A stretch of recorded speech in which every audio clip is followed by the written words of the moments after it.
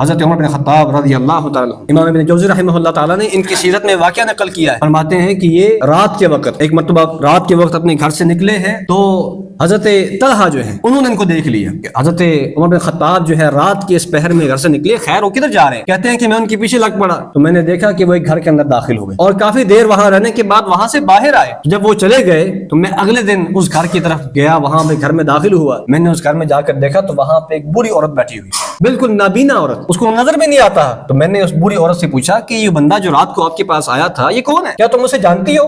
وہ تمہارے پاس آ کے کیا کرتا ہے؟ تو کہنے لگی اللہ کی قسم مجھے تو یہی پتہ نہیں وہ بندہ کون ہے, لیکن جب بھی وہ میرے پاس آتا ہے وہ آ کر مجھے کھانا بنا کے دیتا ہے, میرے گھر کی صفائی کرتا ہے, میرے برتن دھو دیتا ہے, میرے سارے معاملات کو درست کر جاتا ہے. مجھے نہیں پتا کہ وہ کون ہے. ابو طلحہ کہنے لگے اللہ کی قسم ہے عمر سے آگے نیکیوں میں کوئی نہیں بڑھ سکتا. عمر سے آگے نیکیوں میں کوئی نہیں بڑھ سکتا کہ رات کے اس پہر میں ایک بوڑھی عورت کی خدمت کے لیے اس کے گھر میں جا کے اس کی خدمت کر رہے, اس سے دعائیں لے رہے.